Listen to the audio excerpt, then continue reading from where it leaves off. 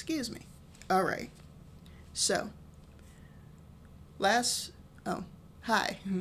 This is Jazz with Auto Talk with Jazz. I am y'all's host. Um, fuck.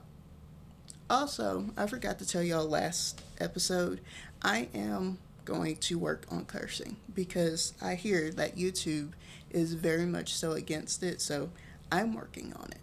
I'm trying to be better. And I thought that being in a corporate setting was going to help this. It don't. It don't. I'm a. That's a myth. Someone lied. It does not help. But anyway, hi. So, um, I am here now, and I forgot what I was talking about. Okay, listen. Last episode talked about the relaunch, kind of talked about where I went and why it took me so long to really get this back up and running on video and the whole 9 yards. So, like I said, this one is we're doing a little bit different. So basically, the episodes aren't just, oh, we're going to talk about this and then wait, we're going to have an interview. Like the things that we're talking about actually go along with some of the interviews. So it's kind of like tell them what you're going to tell them what you told them type situation. But it's a lot of things that are very real that's happening in this field that most people either aren't talking about or is very taboo to talk about because it's something that is such an issue that we're so used to it. Like the idea of shop talk, which that does go into today's situation. And then I did talk about some of the people that I'm bringing on, one being Will Slatery, which next episode you'll actually hear the interview that we did and some of the stuff that we talked about. But one of the biggest things that we did talk about was temperament. He is, again, a coach that goes to different dealerships. I'm sure he goes to other places, but he goes to different dealerships and talk about why understanding your temperament is going to help with communication, is going to help with how you interact with customers, how you interact as a leader, as a manager, which are two different things. We do go into it and talk about how the workplace overall helps whenever you understand yourself, just like you want other people to treat you. Well,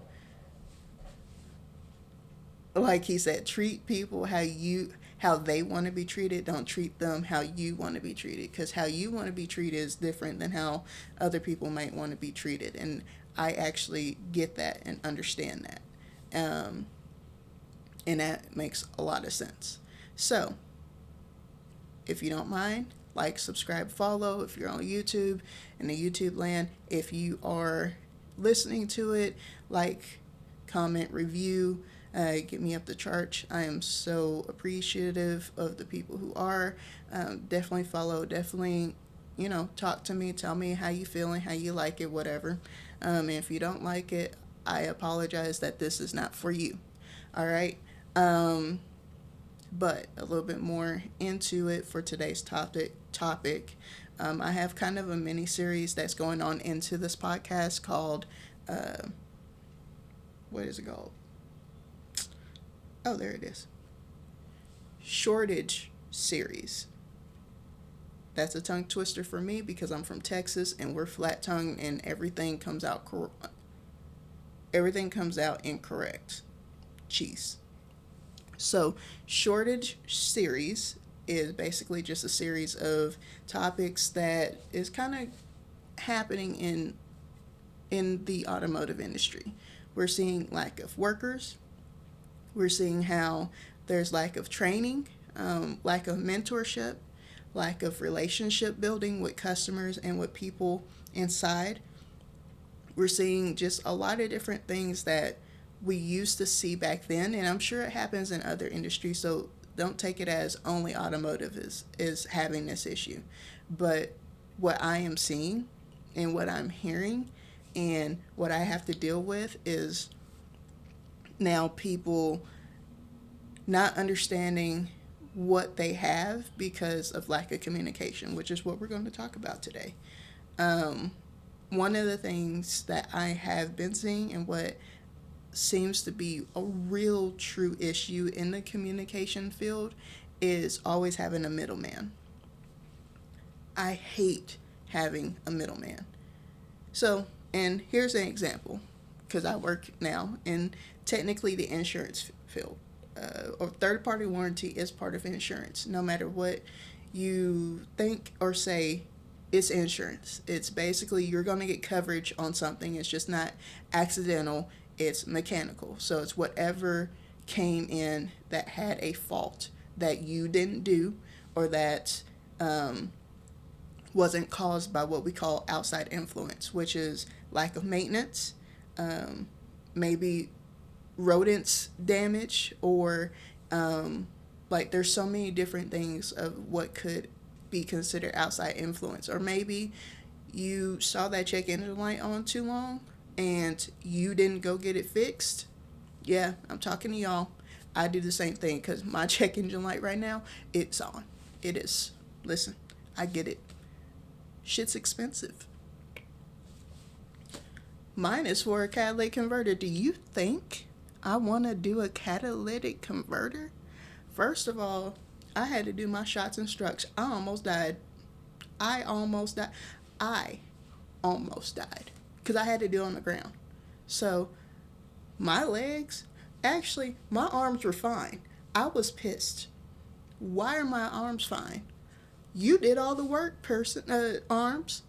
Why are my legs feeling like they need to be sawed off? Who?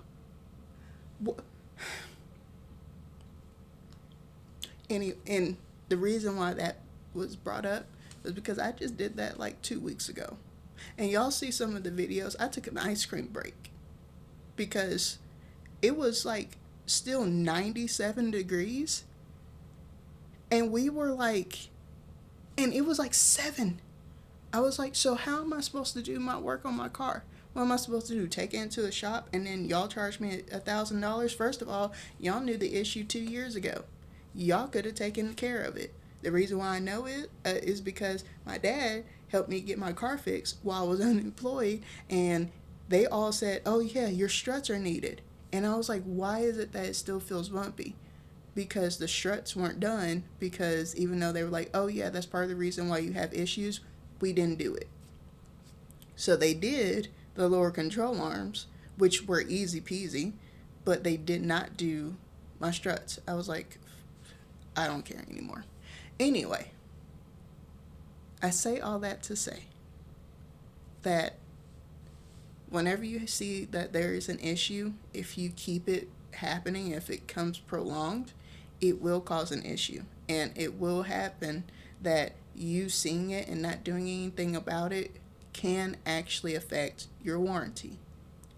Because you're not fixing it, or because you're not taking care of what technically you're contractually supposed to, it can void that warranty and cause you more issues. And I will definitely go into another episode, but right now it's for communication. And I said all that to say this is part of the reason why communication is so important. Because communication starts with whenever you buy the vehicle. No matter what, like I'm going to talk about this from a consumer standpoint, and I'm going to go to actually in the workplace. From a consumer standpoint, y'all don't always know what you're buying, right? So at this point, it's like you walk in and you expect for the salesman to tell you everything. So when they say, hey, we're going to also sell you a warranty claim or a warranty package, you're like, all right, cool. Like, is this going to cover maintenance? And they're going to tell you any and everything to essentially make you buy it. And then y'all get mad because they're like, well, what, didn't you read your warranty? And you're like, no, because the salesman, I thought, told me everything that they were supposed to. No. I hate to say it, but some of the best salesmen are the best liars. Some of them. There are others who actually tell so much of the truth it's actually kind of scary, but at the same time, they're like, they know their facts about a vehicle, so they'll tell you the truth about the vehicle, but they won't always tell you the truth about the packages that are involved. Or they'll tell you only the good things, but they won't tell you what could void the warranty. And so they kind of leave it to the customer to do it, to do their own research. And then if they do their own research, they're mad because they don't make that sale. But that's a whole nother issue. So as the consumer, it starts with the sales. And then let's say there's a miscommunication of, hey, you can have this. So you have all these add-ons. Now that's about what, $15,000-$16,000 added on to what was a $30,000 car. Now you're paying $46,000 for this car. It may even be a certified used, because I right now don't even know what new vehicle is under 30,000. But you go and you get all these add-ons, and then you don't do oil changes. First of all, don't do that. That voids every warranty almost. Luckily, you have some warranties, like the company that I work for, who actually they don't just think about, okay, well, you didn't do oil changes, so deny, but they definitely will do it for a lot of, like, I call it OEM, but it's essentially the manufacturers. So like Honda, Toyota, Mazda, Ford, Chevy, GMC, all them. They all have their own warranty that they put on vehicles for certain times and mileages, and then you have the third-party warranties that come into play that kind of help with, let's say this is no longer covered. Okay, well, you can extend that warranty if you use this third party that we work with or whatever. So at this point, there are so many different revenues that you can take. There's so many different things that you can be mindful of, but you also have to make sure that if you don't do what you're supposed to do, be ready for someone figuring it out. Because you can always be like, oh no, I do it. They're going to ask for maintenance records. If you don't have those, then you're probably SOL. They're going to kind of tear into the engine. And honestly, vehicles tell on you more than you know. Like, for example, we know that people smoke in their car. One of the main things is because if you have any type of carpet, whatever, that holds in the smoke. One of the other thing is you can spray all around and we not smell it there, but we do your filter, because we all the time have to take out cabin filters to inspect it and check it. It will turn a certain color where we can see that you smoke in the car, even if you roll the windows down. Like, there are certain things that we check for where we can see that you're doing something that you're not supposed to or whatever. Like, it tells on you all the time, every time. Just be mindful of that. If you don't do oil changes, you're going to get sludge. You see those videos where it looks like jelly in the vehicle? That literally happens. If you don't do oil changes, it basically thickens the oil, and as the oil keeps getting thick and also gets dirty, it either burns to the point where it carbonates, or it literally turns into jelly. Or if you add too many additives to your engine oil, it will jellify. And that's what happens. So be mindful. Also, don't put any more what is it called? The shit that helps with clogging for leaks. Don't do that. That fucks everything up. Don't do it. Don't. I just had a case that someone sold the vehicle because they kept putting in the leak stop leak. Don't use stop leak. Stop leak is like the worst thing for your vehicle, because you will not be able to drive with it. It literally damages the engine. So just go get it fixed, because you might as well go ahead and spend $600 than have to throw away the whole car, and then you not have a car. Because if you throw away the car, then you have whatever issue of repo on it or repossession or whatever, and snowball effects. And now if you're just getting cash cars and you fucking them up, fine, that's on you. Anyway, when it comes down to communication, having that third man always is like trying to play telephone. Something always goes wrong. Every time.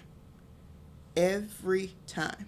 And what I mean by that is I've had in a situation that's actually happened about 6 months ago.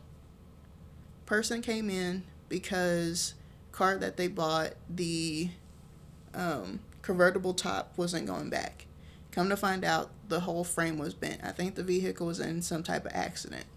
Well, what ended up happening is there were so many advisors that were put on there, and then you had customer service telling one thing to the customer, and then the customer hearing something from the repair facility, then the repair facility telling us something different. It was like having telephone on steroids, with having to talk to the customer about their limits of liability, them doing this, them doing that. So then we had to do more research, because then we found out what the repair facility was telling us is not exactly what was actually happening. We sent the inspector and the technician had a whole nother conversation than what the service director was telling us. So then we are telling the service director, yeah, your technician is telling us this and you're telling us that. Then the service director is almost cussing me out. Then the customer is almost cussing me out. Then the service director, second in command, is over here saying, well, you lied. And I'm like, listen, I told you I can't give any authorization if it's over 500, and because it's over 500, I have to wait on it. I told y'all that at the very end. It's not my fault that y'all didn't listen. All these things were just like building up to the point where I was like, you know what, let's just move the vehicle. And they were like, well, Jasmine, you said the wrong thing. I was like, no, I told you I didn't want to be a part of this situation because it was too much telephone. We already could see that the service director didn't know what he was doing. We could see that the second in command, she was just in there listening. We could see that the customer was just basically frustrated and thinking it was our fault, when in reality it was the repair facility's fault. Then technician, he just fine, honestly. I like the technician. Technician was like, listen, this isn't the issue. This isn't broken. This is actually the issue. This is what you need to fix on. This is what's going on. This is what's going on. The people who were actually having the issue were the service director, because they were trying to get money. It was the whole frame at the top, just to let y'all know, was MSRP list was 13 grand.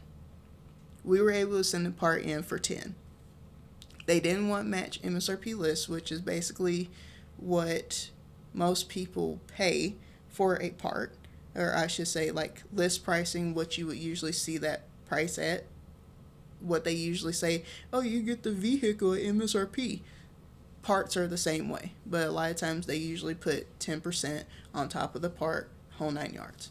So the part we were able to get for 10 grand, it was actually OEM. It was their part. We just went directly to the manufacturer to get it. And he was making all this hoopla. Oh, you're doing aftermarket, feeding it to the customer. The customer is mad at us because like you're trying to put aftermarket part on there. Then when the part came in, he was like, oh, it's OEM. Because he actually wanted to make us pay for a part. That $10,000 part, he wanted us to pay $25,000. And then he went down to $20,000. He was like, well, we have to do this and we have to do that. And then when he saw that our part really was the part that they were going to get and was only 5 days out versus his 7 or 3 weeks, he got pissed because he basically just lied to the customer. Literally lied to the customer.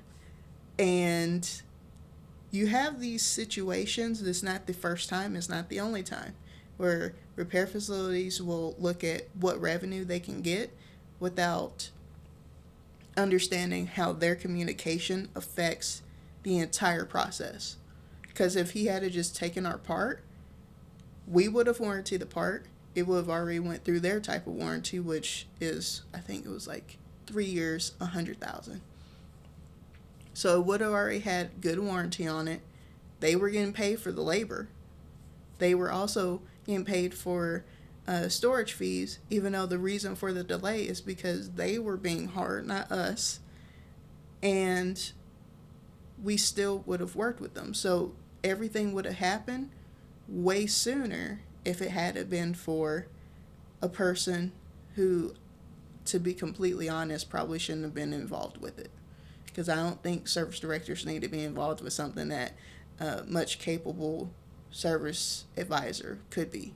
I'm sure, honestly, I believe if dealerships themselves had warranty admins, which are usually like involved with back stuff, they should also have warranty advisors, certified warranty advisors, because that kind of helps with the process. They know that they're going to do this labor. They know which labor guide that people are going to go based upon. Like, they know all these things. Let just one or two advisors kind of take it over. But don't have all advisors. And then next thing you know, people are leaving because of lack of communication in the dealership. Which happens. Like, so now you have a pissed off customer, and now you're upset because they're cussing you out. So now you're over here having a problem with everything. Because I get it. Like, you get cussed out by a customer, honestly, that's a whole wrap on the day. I'm not dealing with it. I'm not dealing with you, first of all. I'm not dealing with anybody else. And what happens when the next customer comes in, you're going to blow up. So communication really is key. And also trying to understand from a consumer standpoint, we can't always do what you want. I know everybody has made it, make the customer happy, make the customer happy. You can't always give the customer what they want. I would love to just authorize everything, but I can't. Because trying to authorize everything means that not holding accountable, dealerships who have recalls on the vehicle or have TSBs or have their own warranty. It means for unfortunately, the consumers who have not been taking care of the vehicle, them being able to get everything done even though it was something that they needed to do. It's kind of like an accountability process. Having the right amount of communication allows you to be accountable for yourself.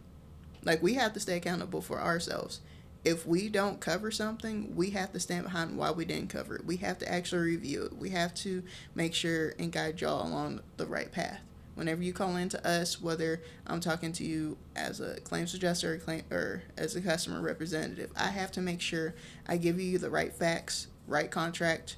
I tell you the process correctly. I tell you how to get reimbursed for certain things. Like, I have to make sure I do my due diligence, because if I don't communicate anything correctly to you, then you're going to be like, well, what was the purpose of me calling in anyway? I don't want that to happen.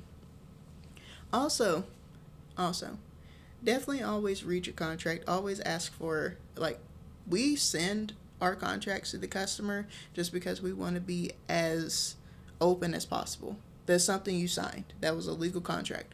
You have a right to have access to it just like we do. So we send it to you. So if you ever have questions and they're not answering it, ask them for a copy. They have to give it to you. You signed it. And another thing with this communication, I can go down a long road. This is just some of the stuff that just makes me upset. Is if you don't know, don't tell someone. And that's on both sides. And I say both sides, I mean like warranty and repair facilities. Customers, if y'all don't know, y'all usually ask. The ones who I usually have a problem with is when repair facilities tell me something. Like, I had one probably this week. Someone was like, oh, I can't give you that information. Ma'am, listen. Yeah, you can. Oh, You can. You want to know why? Because I have to call multiple dealerships and ask y'all, does this vehicle still have coverage? And you know what y'all usually do? Y'all tell me. So don't tell me you can't.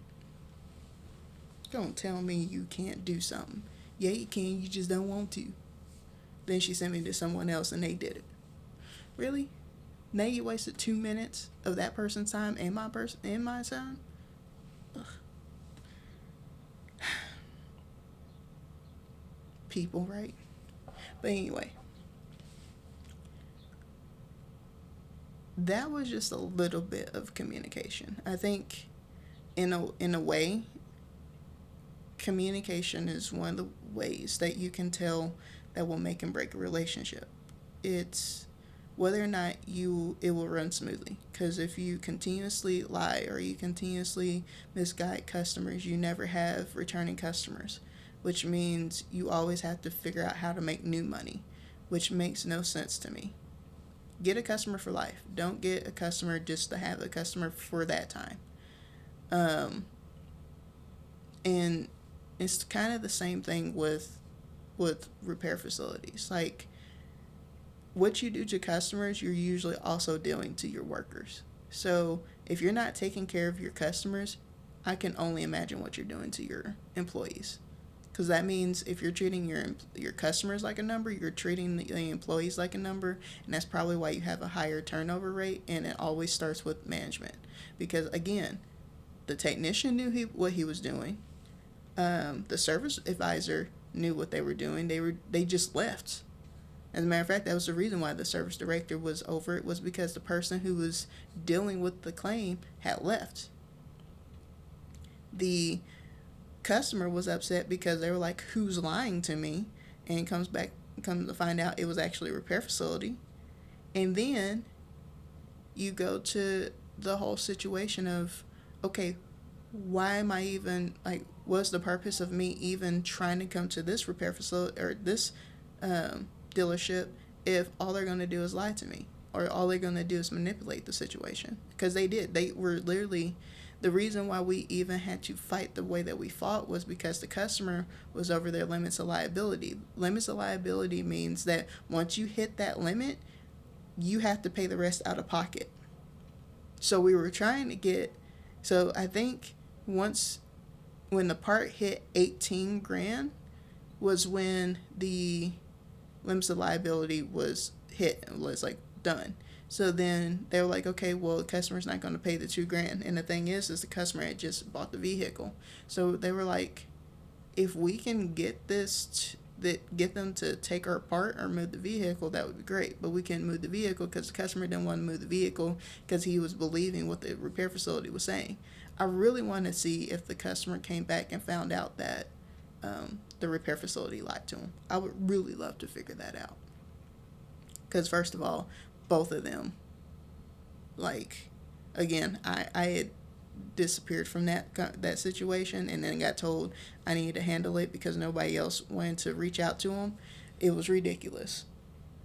It was also, I kind of was upset with my own company because I was like, first of all, you hear them disrespecting me and it's not even my issue. So y'all should have had a manager involved. But water under the bridge, again, communication, one of the most important things.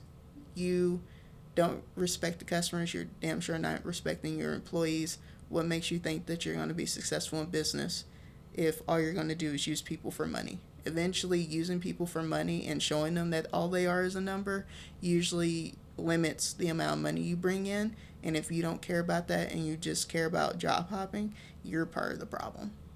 Honestly. Literally. This was a heavy one for the second episode.